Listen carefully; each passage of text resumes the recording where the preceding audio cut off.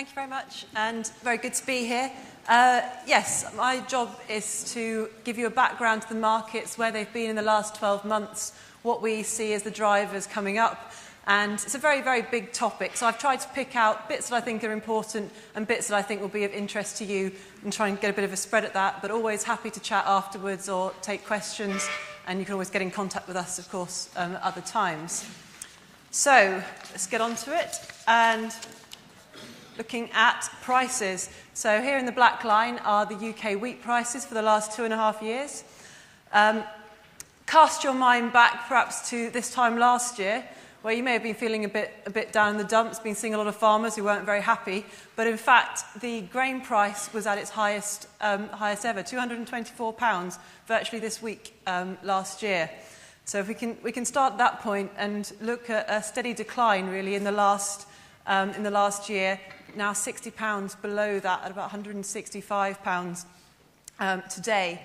What you'll notice there on that graph is that just at the end, in the last couple of months, a stabilising of the market and sort of an end to the volatility that we've seen in the past few years, but not to get complacent about that, I suppose, would be my main message. It's unusually stable. The dotted line there is the 5-year average. So although we've seen this big decline in the last year, we're still sitting above that 5-year average level. So something to be positive about there. So the next question is why? And better global harvest is essentially the answer. If we're looking at it in brief, there's lots of nuances around there, and you can see the volatility in that line that's happened along there. But in the long run, where we've got to is better global harvest and more supplies of grain. We didn't see any massive significant weather events across the globe, and hence that's taken us on a sort of a place towards normality, although I'd say it's only a step towards normality, as we've still got certain levels of stock that really that aren't any very historically low levels. One of the biggest contributors to this extra global supply is the first global maize surplus in 5 years. And I just want to bring your attention to that now. If we look at this green line, that's US maize futures prices. And if we just focus on the end there, in like the last 5 months or so, you can see the discount that has emerged between UK wheat futures and US maize futures.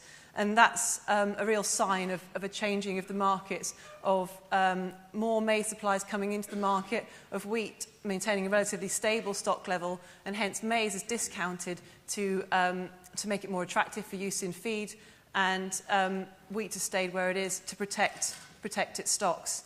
So I'll just ask you to remember that, because I'll come back to it a few more times on the way through. On to looking at the UK for a while. So UK 2013-14 was obviously not normal for any of us. Everywhere else experienced normality, or much more normality in the world. In the UK, we weren't so fortunate, and I doubt I was telling anybody here about that. But on the left there is in the green, that's the UK wheat supply and demand for the historically, and you can see there the decline we've had this year at 12.1 million tonnes of wheat only produced in 2013. And against that, and this is the important factor, is the growing demand profile. So not only have we seen the smaller wheat supply, but also demand has been sustained by growth in the biofuel sector, in the distillers sector, and also, well, particularly last year in feed, where there was obviously poor forage and a much colder winter, instigated more feed use. The saving grace for this year against last year is the quality, and the higher proportion of UK wheat that's met full spec milling is really important to the supply and demand dynamics of the UK grain industry this year, because we're seeing millers moving back into using homegrown grain, and that then puts the focus on finding feed grains to fill the demand that's there, the deficit in production against demand. And that brings us nicely onto barley on the right-hand side there in the blue, and the highest barley crop for 15 years. And the way to shift that surplus is through the feed industry and through exports. And the export campaign has been going very well to date, but it's starting to steady in the anticipation of Southern Hemisphere supplies coming into the market. But certainly we're seeing some more feed demand coming in there to use some of that barley. But remember the slide I showed you at the beginning and how cheap maize prices are globally. And so the competition there for barley as a feed grain, it must compete with maize. And that doesn't help when coming to pricing, as we're seeing a discount of barley to the wheat market in order to ensure it achieves some demand into the feed ration. So moving on, that's 13-14, so that was last season. So if we move on to 2014 and what's in the ground now for that harvest. So we expect a return to more normal plantings. I'm sure most of you will be supportive of that, having seen progress around the country. Our early survey showed near on 2 million hectares in the ground for wheat, so 94% of that planted by the end of November, so in reasonable timings. We know that there's been some that's been planted sort of post that wet spell in October that perhaps is a bit more patchy and not quite as strong as the stuff that was drilled earlier. But generally, if we look at it compared with last year, it's a vast improvement and we can't really complain about that. And certainly that level of wheat plantings points to a reversal from last year's heavy spring plantings back into a more normal season.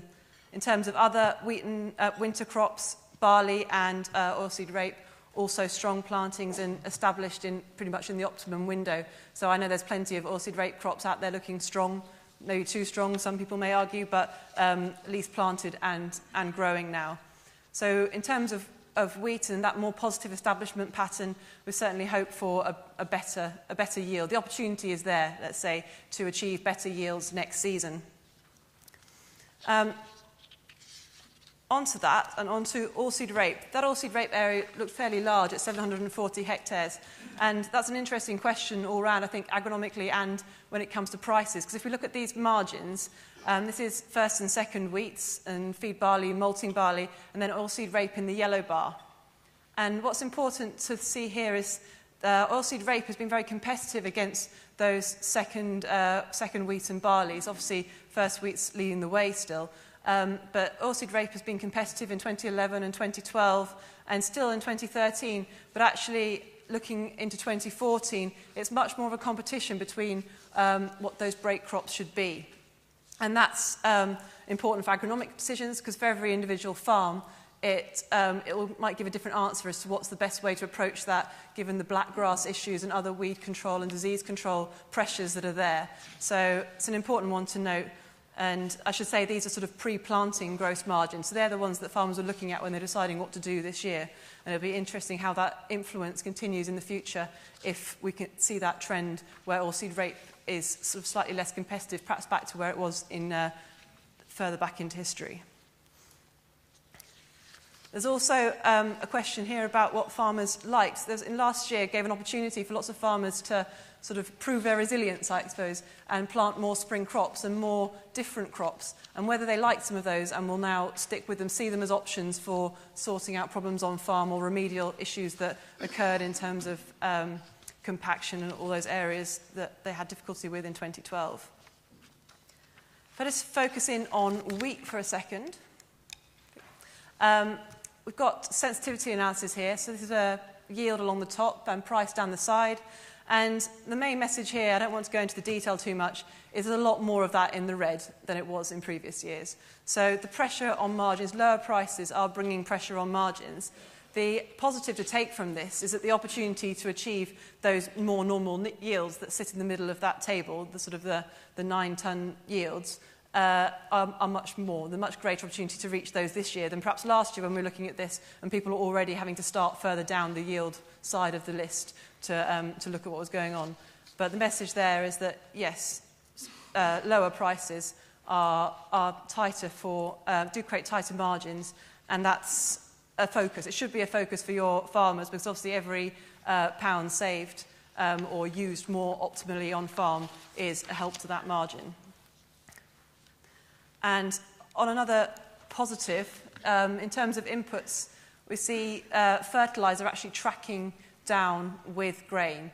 And so that leads to probably one of the first years in a while where variable costs, particularly on the fertiliser side, are flat to lower, whereas in the past, obviously, we've seen several years of growth in those costs. So that is one positive to take away from this, that at least to some extent, some costs are staying in line with the grain market. So just to summarise, and short term, we're really looking at stable markets really now till Christmas. We have got the USDA report tonight, could take a bit of volatility out there. But until the Southern Hemisphere crop really arrives, which Argentina are already combining, about 30% of their crop's done. Australia are producing a large crop. We don't, the stability may be maintained, but we should be very aware and not get complacent about Southern Hemisphere supplies coming into our markets and being competitive. From the global supply and demand perspective, this is the first maize surplus experienced in 5 years. That's why we see that price pattern that I showed you earlier. And that is a factor, but there's also demand growing consistently. Demand's fairly straight line relationship, grows year on year, and that remains, underpins the price and remains supportive to some extent. We also shouldn't forget that stocks, although building now, are still at historically low levels. So a year, if we do see another weather event this year, we can expect volatility to return, but it's very much an if we see a particular weather event. More specifically, for 2014, we've got larger global plantings and larger area in the EU and about 1 to 2% larger area planted globally. So again, assuming no weather event, that would suggest larger crops for the years ahead as well. So all one to watch. But just one area that I probably haven't covered yet because I focused on grains today, but oilseeds are a continuing factor in interacting between both the grain markets and oilseed markets. And as we go forward, we'll be looking to see how soybean area is competing with maize area. At the moment, soybeans look very positive in comparison to maize in US and South America, and that's a big factor for us to look at in the spring, because obviously if soybeans compete heavily for the maize area, maize will be in less supply for future harvests. But that's just a really quick run through of the markets, and I think the message has to be that agronomy, and you're all focusing locally on the local climate and what should happen and how to deal with factors on specific farms. The message for farmers and for you sort of speaking to them is that they must think globally about the price, and it's driven our price. We've had a very exceptional year, but it didn't make any difference when it came to the rest of the world having a very good harvest, so you must think very globally about the price. So thank you very much, and welcome any questions, and also advise you to sign up to our reports that are available in the foyer if you wish to see more. Great, thank you very much indeed, Charlotte.